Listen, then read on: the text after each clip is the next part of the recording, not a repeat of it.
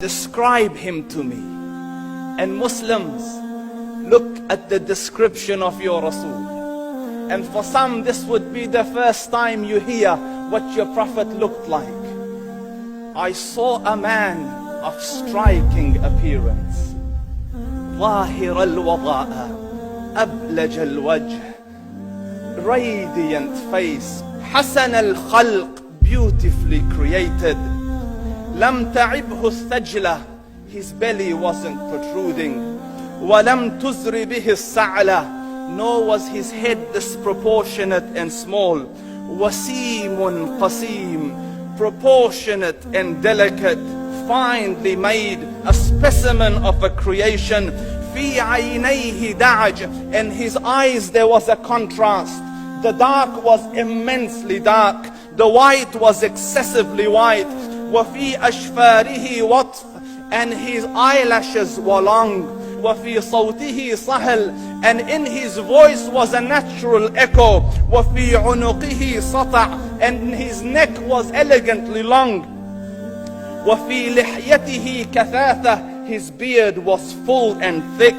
أزج أقرن, his eyebrows were arched, but they were not joined, it was separated. In summit, فعليه الوقار, when he was silent, dignity covered him. وإن تكلم سماه وعلاه البهاء, and when he spoke, it was audible and clear, almost commanding and overtaking.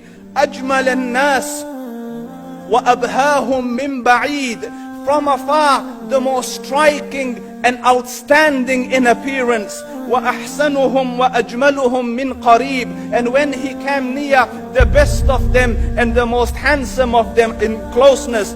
حلو المنطق, such an exalted and sweet level of logic. Like when he used to speak, it was so coherently logical, it was smooth and easy to understand. فصل لا نزر ولا هذر, he was to the point, not excessive, nor too short. كأن منطقه خرزات نظم يتحدرن, his logic, his utterances, his words were like jewels coming out of a necklace, calculated, polished, one after the other, it would flow magically. ربعة, he was medium in height. Your eye didn't have to strain to look up at him, nor was it tedious to look down at him. He was a comfortable sight to look at. له رفقاء يحفون به, he had friends, the people that were with him, they were working around him to try to serve and protect him.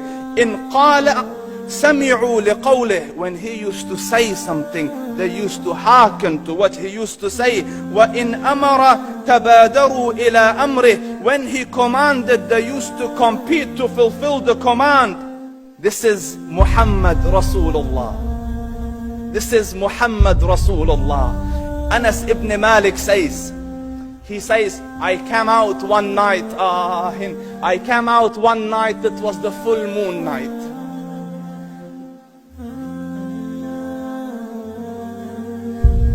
And I looked at the moon, and in the desert, understand, the moon is an awesome sight. It is smooth, it is radiant, it is clear, it is gentle compared to the scorching sun at which they are used to. So the moon was the epitome of beauty. So he says, I came out at a full moon night and I looked at the moon and I saw it, beautiful, handsome. So I said, let me go see if the moon is more handsome or my Prophet is more handsome. Let me see if that is more beautiful or the Prophet is more beautiful. So I went and I saw him standing afar. So I looked at his face and I looked at the moon, and I looked at his face and I looked at the moon, and I looked at his face and I looked at the moon, and he said, Wallahi, he was more handsome than the moon in its entirety. That is just the look of your Rasul. Aisha radiyallahu anha says, I was sewing with the needle, my needle dropped in the dark, I couldn't find it. I said, Ya Rasul, I can't find it. He moved his face close, and I swear, out of the radiance of his face, I found my needle. And the Prophet sallallahu alaihi wasallam was mind-bogglingly handsome, but his handsomeness was covered with waqar and jalal and hayba. The Sahaba say, when we used to sit at his feet, two feelings conflicting would come on the heart. The first one, you wanted to look at him. You wanted to behold the majesty of his face. And when you wanted to look up, shyness used to overtake you, so you used to look down. Amr ibn al-As says, I sat with him many times, but if you ask me to describe his face, I can't describe it. I wouldn't be able to look up to him ijlalan wa ta'zeeman. I couldn't look up at him. And that is why he didn't have the problems that Yusuf alayhi salam had. Because it was difficult to penetrate the awe and the splendor of the Rasul.